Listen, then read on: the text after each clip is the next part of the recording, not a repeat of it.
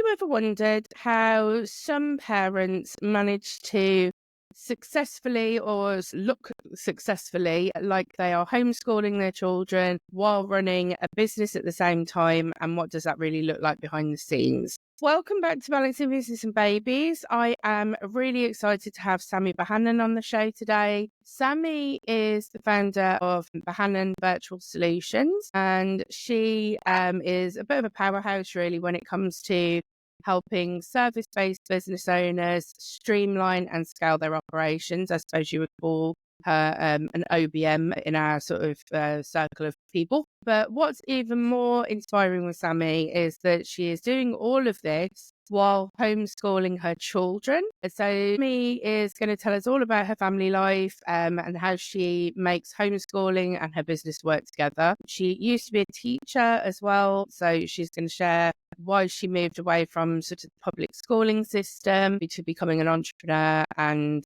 everything that she uses to keep her family and her homeschool life running smoothly. So it's an absolute pleasure to have you on the show, Sammy. How are you? Thank you. I'm excited to be here today. It's lovely to have you on. So yeah, obviously I sort of said about you being a teacher and then you've kind of gone into this move of this big shift of going from teacher to homeschooling parent. Do you want to sort of give me a little bit of a background about your life and what made you make that decision and why you decided to do that? Yeah. So my mom was a teacher and I never really felt like I had a lot of career options. Even though I made good grades and all that, I didn't really know what was out there or what I could do. So I studied Spanish and I decided I was going to go into teaching anyway. And I really wanted to teach English language learners. And I loved working with the kids, but all of the bureaucracy that goes on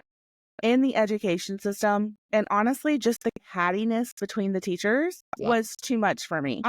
I don't know what laws are like there, but here we have laws around about the things you're supposed to do with certain populations of students. And with students with special needs, there's a cap on how many can be on a teacher's caseload.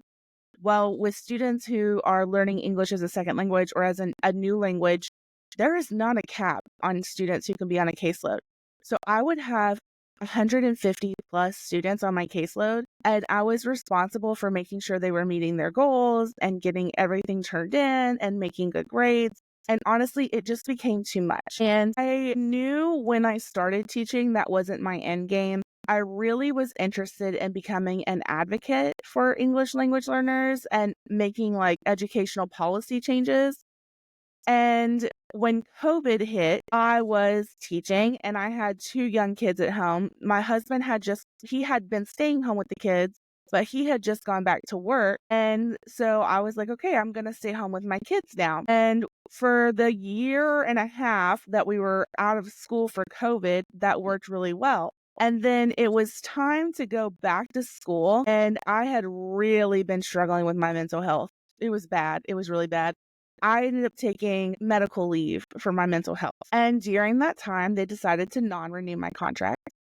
Wow. And yeah, it's a whole thing. They decided to non-renew my contract and I decided I was not going back to teaching. I had been in like several different districts in my 6 years as a teacher. And I knew when I started my last position, that was going to be my last school. I told myself, if this does not work out, I can't do this anymore.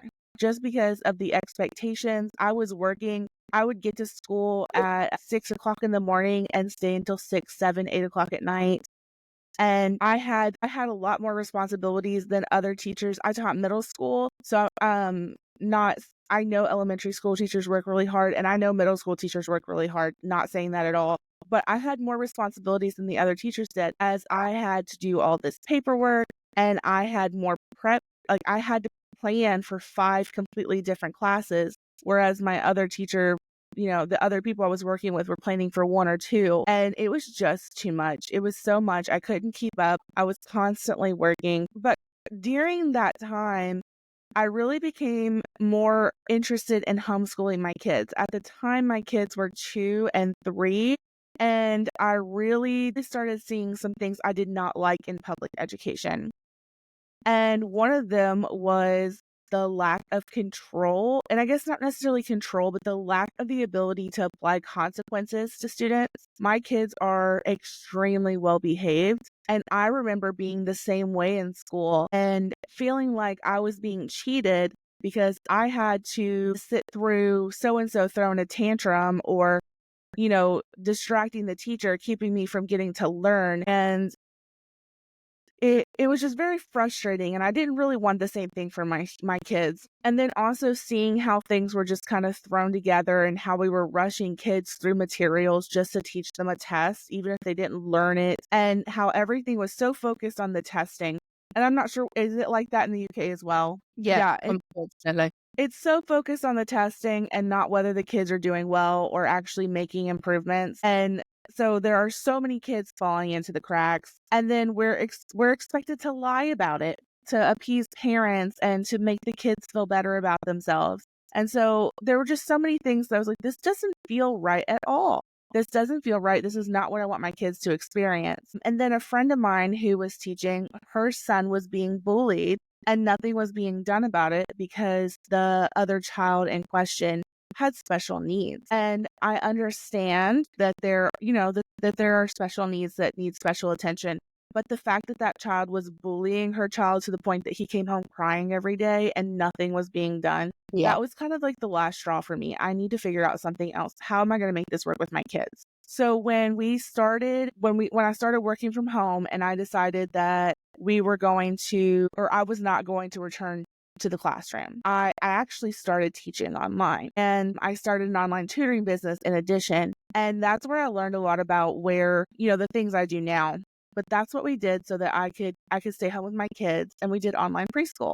I taught an online preschool class. I started teaching my kids from home. And at that point, it wasn't as intense because it was just preschool. But we started doing fun things at home and learning and writing our names and, just general things like that. And I really enjoyed it, and my kids enjoyed it. They enjoyed getting to do that stuff with me and not having to go to a babysitter or a daycare or a preschool. And then I lost all my students for my tutoring business. And I knew I had to make a shift, and I wasn't sure what that was going to look like. I literally Googled what can former teachers do, and I kept coming up with virtual assistant.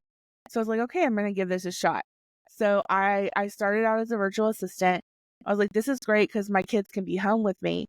Well, the business blew up, and I was afraid I wasn't going to be able to homeschool my kids properly. And also, because about this time, my son was going into kindergarten, and my daughter had a speech language disorder. So she was eligible for preschool here. Again, I don't know what it's like in the UK, but here you have to qualify for preschool. You either have to have some sort of learning disability or income. For public preschool, not private preschool. You have to qualify for public preschool. No, it's not the same here. No, yeah, you have to qualify here. And then you can pay for it, but it can get pricey. Yeah. But anyway, my daughter qualified for preschool, and she really wanted to go and see what it was like. My son was hesitant, but we sent him to kindergarten anyway. And my son had a tough time. And part of it is because he's spoiled and he wanted to be home with mommy. But also part of it is it was loud and he doesn't do well with noises. And part of it was, and I knew his teacher, so I didn't think she was really yelling to the extent that he said she was. But he would come home all the time. She yells all the time. She does this, she does that. I mean, she's one of the nicest people I've ever met. So I can't imagine that she was yelling as much as he said. And my mom worked in the same school building, was like, yeah, I don't think she yells that much. But he did have 2 boys in his class, and most of this is through him, so there was like no confidentiality broken or anything. But he had 2 little boys in his class who really struggled with behavior, and it terrified him. It terrified him. I'm talking to the point where they were throwing stuff and kicking and screaming, and and he struggled with it, and he felt like he wasn't learning, and he was just nervous to go to school and be around these kids. So I started thinking, okay, what are we going to do? And then we decided to put him into first grade. And again, it was because my business was growing and I thought I can't do them justice. So halfway through first grade, these problems were continuing. He had another kid in his class that really struggled with behavior. The constant talking like over the teacher he's a rule follower, a very strict rule follower. And he was like Mom, they're going to get in trouble and they're going to get me in trouble. I'm like, buddy, if you were doing what you're supposed to, you're not going to get in trouble. And then also he was struggling really to stay in his seat. Not that he was getting up and moving around, but he wants to stand and work. And you're not allowed to do that in school. And there was just some other things that I was noticing as we're pretty sure he has ADHD that just weren't working out in the public school system. So I decided, okay, I'm going to do this and we're going to make this work. So we've been homeschooling since January of this year. And as my business has switched from VA to OBM and I've taken on more responsibilities, I've been very nervous about it. But also I have built systems and things in place so that I can do what I need to do to help my kids. So they're both homeschooled now and we've been doing it. We homeschooled through the summer too. So we've been doing it for a while and it is definitely possible. If you make it possible, you have to, it's not easy. I will not say it's easy, but if you put in the time and work things around, you can do anything you need to do for your kids. And that's kind of like, that's what it is for me, is that I need to do this for my kids and I make it work because of that. Yeah.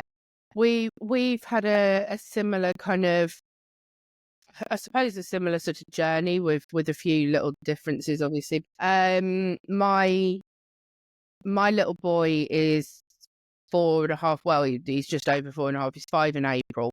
So in the UK, you don't actually have to start legally. You don't have to start school until year 1, which would be after your 5th birthday. But they do have, similar to your school, I think, is preschool or kindergarten and then reception. So my little boy is in what they call reception class now. So I suppose that is essentially probably like your preschool year, I think. And we were worried about him when he first started because me probably more than my husband. I think my husband is just starting to kind of come to terms with, I think you're probably right. I've always kind of suspected and had this kind of thought that our little boy is probably on the autistic spectrum. And he's been referred by numerous kind of people. His nursery did it. He was referred to speech and language. They referred him to autism assessment as well. And it's taken us just until last week to get to the sort of the final stage. We still haven't got a diagnosis and we're 4.5 years down the line, but we should hopefully have a diagnosis by the end of February now. He's had all his like assessments and observations and things done. But because I'd always had this like niggling thing, I started thinking, he's fully verbal. But a bit like your son, he struggles with sitting down.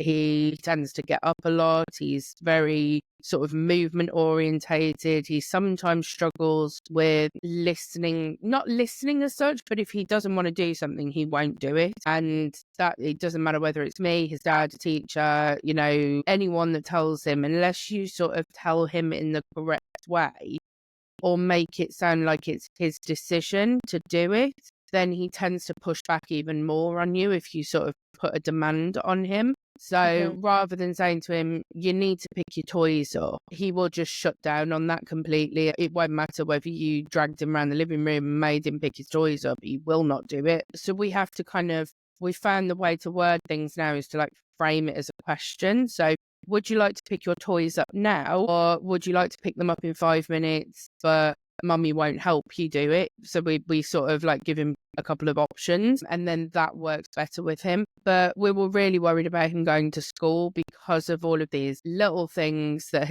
we picked up at home, and we started thinking he's not going to get on very well in public school. If he's not sitting down, he's not listening to teachers, he's doing what he wants to do constantly. So I started thinking about homeschooling and started thinking, is that a possibility? I'm already working from home. I've already got my own business. But part of me, I suppose, like probably like a lot of parents, is there were a couple of things sort of stopping me from doing the homeschooling. It's still a potential and I would still pull him out if I felt like I needed to. One of the things that stopped me, I suppose, was in a way I sort of thought that maybe that structure would do him good at school, and having that sort of that set routine, if you get up in the morning, you have your breakfast, we get you dressed for school, we go to school, You come home and then you've got your free time. Whereas I think if he was at home, even if I was sort of implementing a homeschooling schedule, because he's at home,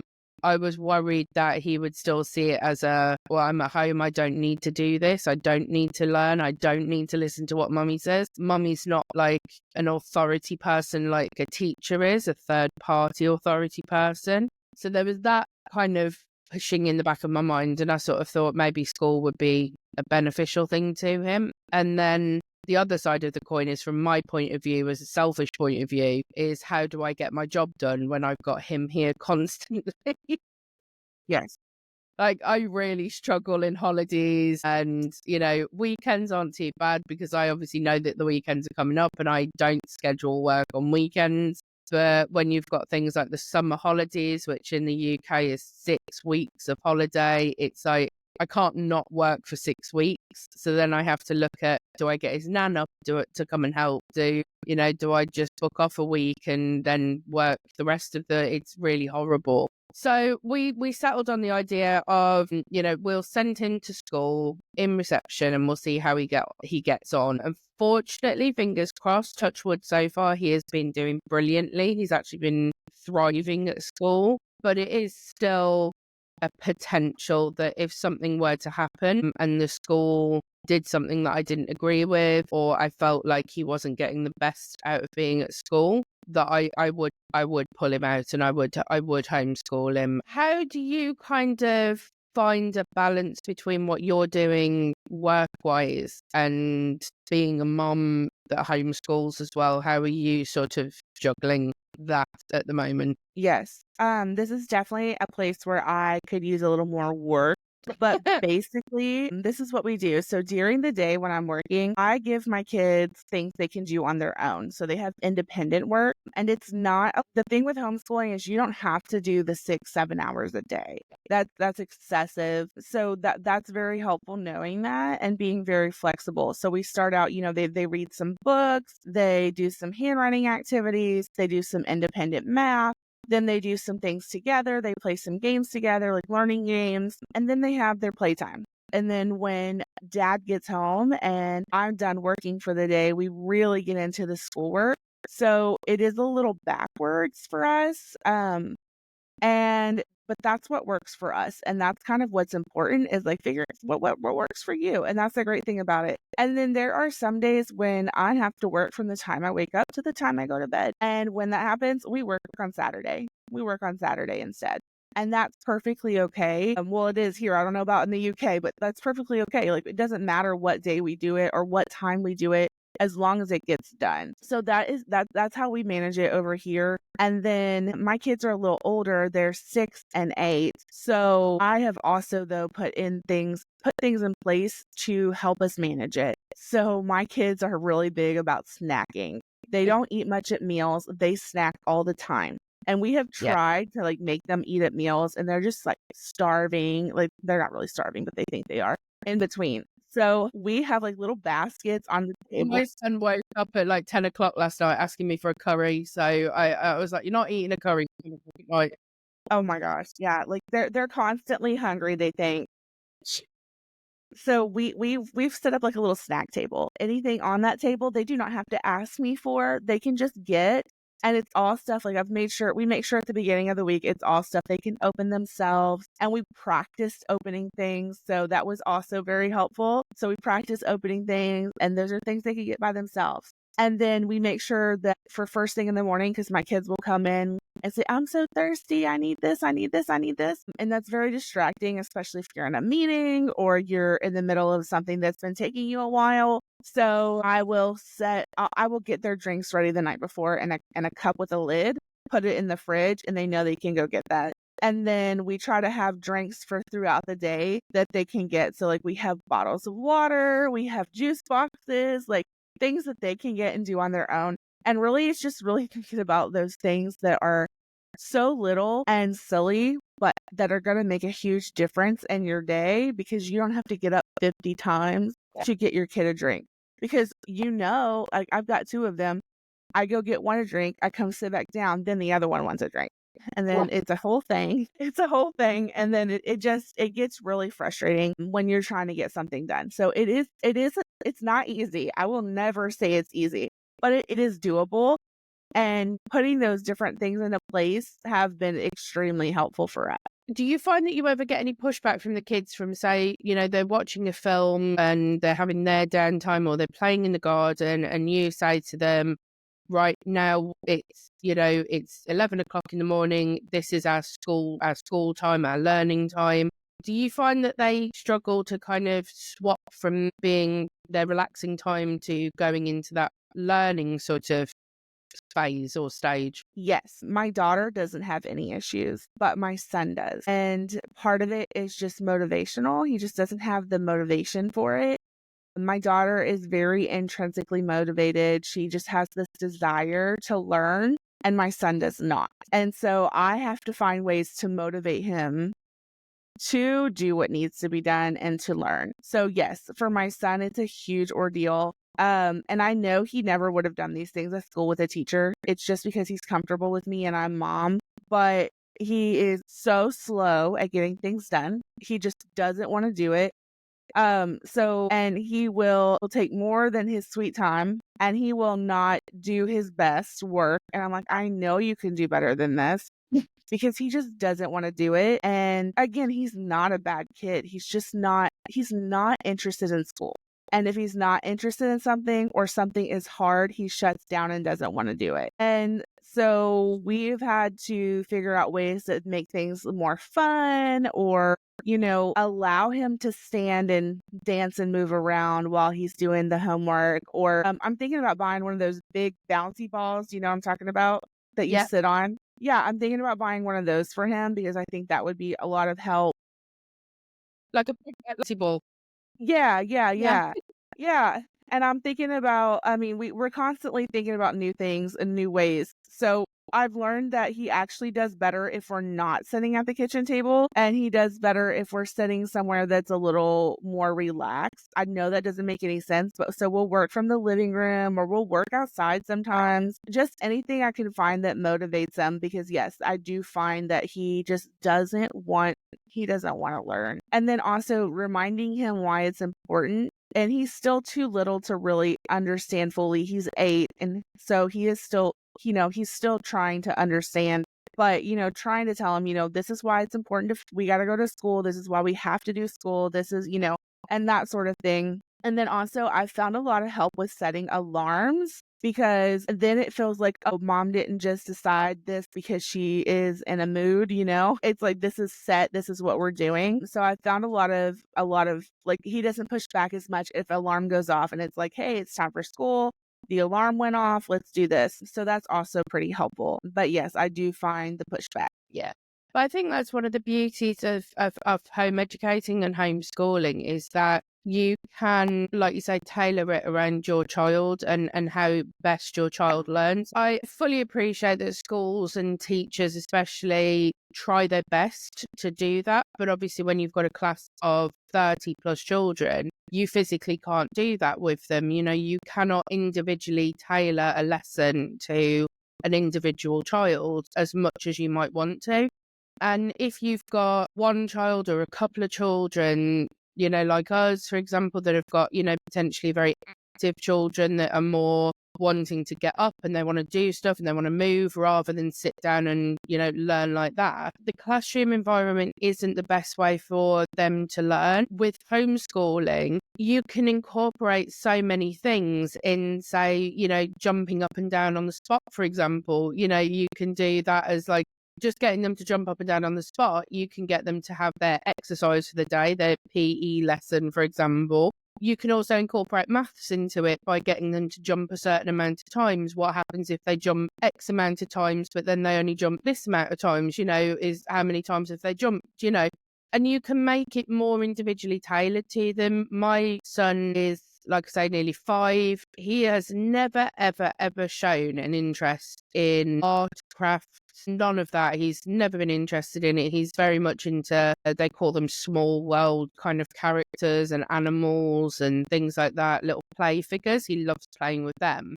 But he's never been into drawing, writing, colouring. until about 6 months ago, and he just picked that up himself, and now he loves it. I have never forced him to colour, but obviously at school they do encourage arts and crafts and things like that, which is great, but I know that he's not interested in it, so I know that he shuts down. He used to shut down on those sort of lessons because it wasn't interesting to him. And obviously, if he was being homeschooled, for example, I would know that. So I wouldn't have forced that kind of art or craft into our day. But now I could do, because it is something that he's kind of naturally sort of gone towards at the age of 5, rather than 2. So yeah, I think, homeschooling has got a lot to be said about it. And I know that there are a lot of parents out there, especially post-COVID, sorry, not pre-COVID, post-COVID, that are obviously taking it up. And I know in the UK, we're having quite a lot of issues with, like you mentioned, children with special needs and children that have got additional requirements. They're not being attended to in the correct way at school at the moment in the UK. It's either that I don't know if you have the same as us. So we have something called like IEPs and EHCPs. And so you have an individual like learning plan, which is kind of given to you in the school.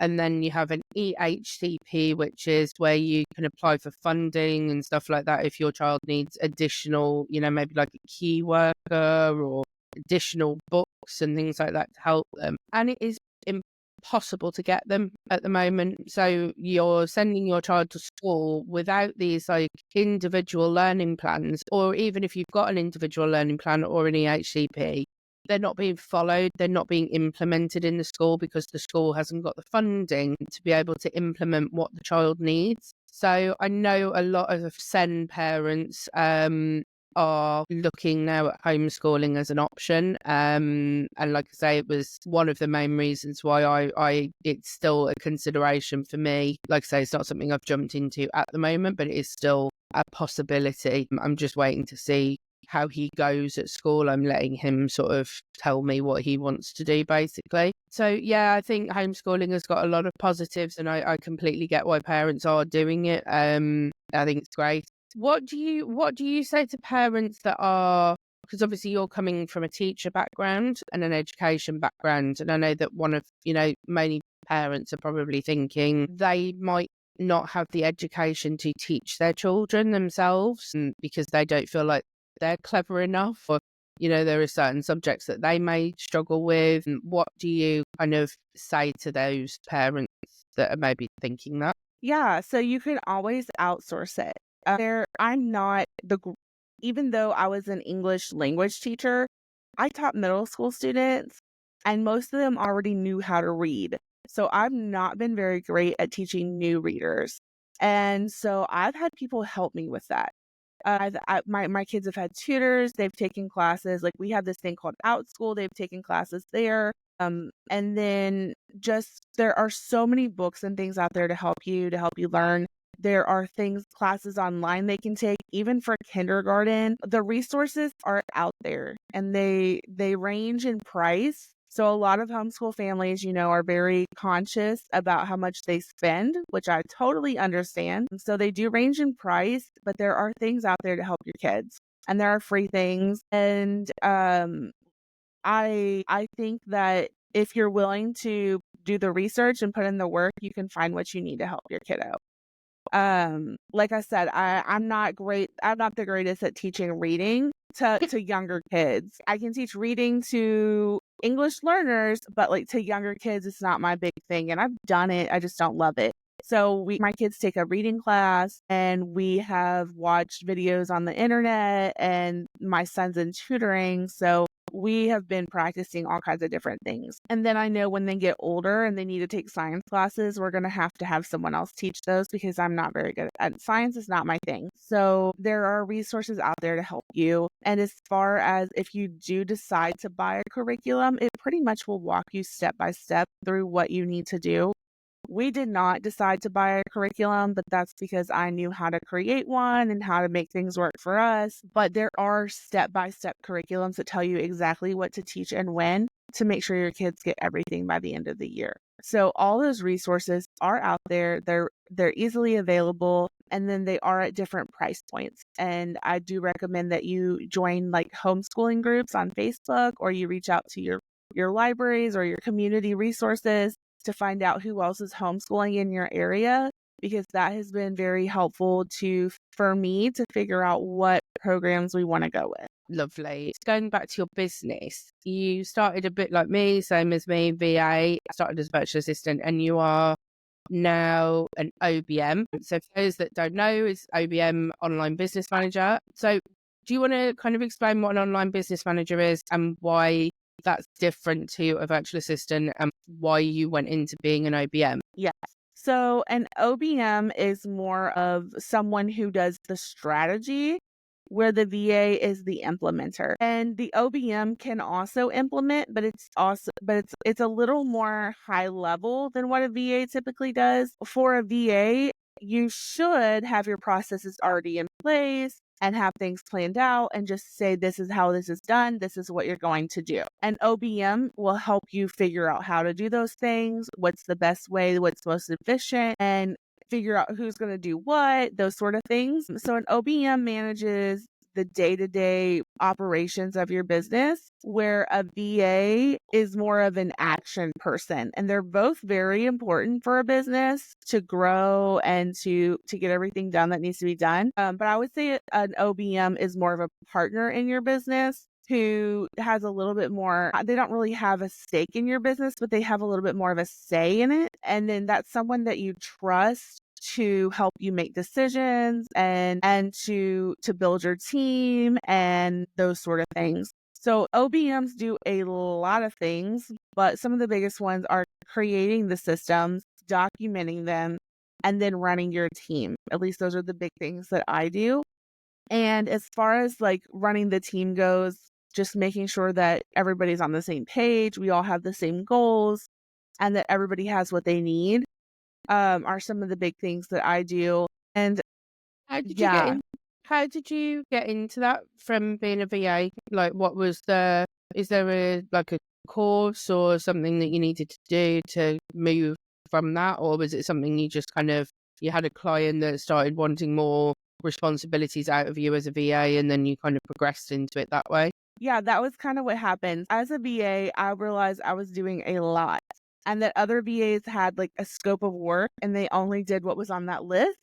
Yeah. And so after that, I started saying, I'm kind of a VA who does everything. And I started charging more. And then the more I started learning about what other different pieces, because I mean, in the beginning, I really didn't know what I was doing. And then I started learning more about businesses and how they run and who does what and those sort of things. And that's when I started learning about OBMs, and I realized, oh, I'm actually doing that work for several of my clients and I'm way undercharging for it. So Mm. that is how I moved into the OBM role. Is I realized I was already doing those things. I was already helping them decide what to do in their business, because the issue is that a lot of business owners expect VAs to do it all, and they expect VAs to do way above their expertise. And that's what I was doing as a VA for several clients. And I realized that, and I had raised my rates, but then I started to realize, okay, this is a different job description. I'm not doing the same thing I started out doing. I'm doing so much more. And it's not just implementing anymore. I'm doing the strategy. I'm doing the research. I'm running the teams. So I was already doing that. And then as I learned more about what an OBM was, I realized, okay, this is what I am. So I didn't necessarily take a course. I've thought about it. I know that people charge high, they charge more if they say they're a certified OBM, but I'm already doing the work. So I figured I might as well just change the title. So it kind of just fell into it. Yeah. I was sort of very similar. I've got a couple of clients at the moment that are similar to that expect me to do everything, and I don't think people realize how much it takes out of you. I said to myself this year I was going to put more boundaries in place in my business, and I have to a certain extent, but I still struggle with it when I'm looking at my finances and things like that, and I start thinking, oh, I really, really want to set boundaries with this one client or this particular client, but then I don't want to piss them off and then I lose them, and I like working with them, and it's like, you start thinking, what's the best thing to do? So you still just carried plodding along, doing what it was that you were doing. And so it's really difficult to kind of find that correct balance between like setting your boundaries and run the risk of like losing a client. But yeah, I think OBM would probably fit me as well in terms of what I do for clients, but I haven't actually researched it that much, so I probably should go and look at it and see whether that would be an option. But you do think when you look at some people and they're charging very high double figures an hour for what they're doing, and I'm looking at my amount and I'm thinking, oh gosh, I'm really undercharging because that's exactly what I'm doing. It probably is something I should look at. So for someone like me then, for example, what advice do you have for creating systems in a business that would allow parents maybe to step away from their business a little bit? Is there anything that you would advise for parents specifically in their business that might give them a little bit of more either structure in their business or will allow them to kind of let their business kind of run itself a little bit for a while? Is there anything you can think of? Yeah, I found a lot of businesses that don't even have a project management system. Yeah. So having a project management software or a system that you're using to prioritize your tasks. There are days that I do not get everything done on my list, and that's going to happen. And the best way to do that is to have some sort of project management system where you can have everything listed out that you need to do and have it prioritized. So having those priorities on there is very important because if it's a low priority, I can move that to another day. So I do highly recommend that so that you can maintain your boundaries. Other than that, it really depends on what your business is. It's kind of hard to say without knowing like what a particular business, but there are so many things that can be automated. I recommend having solid documented processes so that when you are ready to outsource to a VA or a specialist or whomever, that you already have it written down so that you don't have to do that when you're trying to hire somebody. And then also another thing is making sure that you have things that work for you. So a lot of people are really quick to jump on the newest software or the newest trend because that's what everybody else is doing. But if that's not going to work for you, it doesn't do you any good. So just making sure that you are finding things that are working for your business and how you want things done. And then don't give up on those automations because they are out there. They do work. It's just finding what works for your business. Yeah. There's one project, well, I suppose it's more of like a CRM that I'm aware of, but it really bugs me because it looks amazing. And I know a lot of people out there use it. You have probably used it or use it or have heard of it. It's Honeybook. And we don't have it in the UK, which really annoys me. We've got variations of it that are, similar, but they're not quite as good. If you're Honeybook and you're listening, can you bring it to the UK, please? Because, quite a few of us would like it. Are there any project management systems that you use? I know you mentioned Trello for homeschooling. Do you use that in your own business as well, or is that just something you use? I use ClickUp, and ClickUp is very robust, so it turns a lot of people off. So if you're nervous about that, I recommend Asana. Asana is kind of like the middle ground between Trello and ClickUp. I think Trello is very basic, especially the free plan, where Asana, you can do pretty much anything you want or need on their free plan, as long as you're not super large. If you have a large team, you're going to want to pay for it. But otherwise, it's really great. Most of my clients use Asana, but I do prefer ClickUp.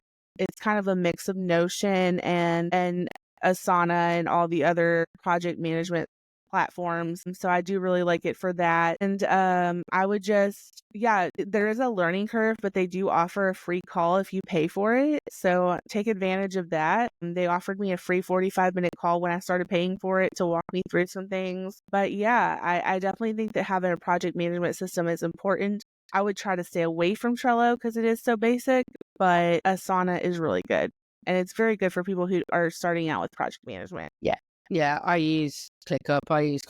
I've gone through all of them at some point in my career. I really want to learn Notion. I really want to get my head around Notion, but I've tried with it. And the one thing that annoys me is I don't think you can use Notion as a project management. Despite what people tell me. I think it's great for, a notepad, essentially, like a fancy notepad and keeping Database. databases and maybe keeping files and stuff like that in one place, but not as a project management system. For starters, you can't set recurring tasks. I know there is like a workaround on it, but it's a nightmare and it's a pain and it's not very easy. So if you're doing repeated tasks, you can't do that on Notion very easily, whereas you can on ClickUp, Asana and Trello. So yeah, I've gone through all of them. I use kind of ClickUp and Trello at the moment as a in-betweenies. Okay, lovely. So going back then to kind of looking back on your journey between parenthood and your OBM career and homeschooling, what's one thing you wish you had known when you first started homeschooling and running a business? Is there anything that kind of sticks out at you that you thought, I wish I'd known that then, what I know now? Yeah, I guess the thing is that it's okay to be flexible and do what works for you. I would have homeschooled a whole lot sooner if I had really realized that I didn't have to have them doing schoolwork 6 hours a day and that it didn't have to be during the day, that it could be when it was best for us. And I think that would have been a lot more beneficial to them, honestly, Yeah. if I had started that sooner. So just know your laws and what needs to be done and make that work for you. And I wish I had realized how flexible it could be and it didn't have to be rigid and set because, I was so used to that as a teacher. That's really something I wish I had realized sooner. Yeah.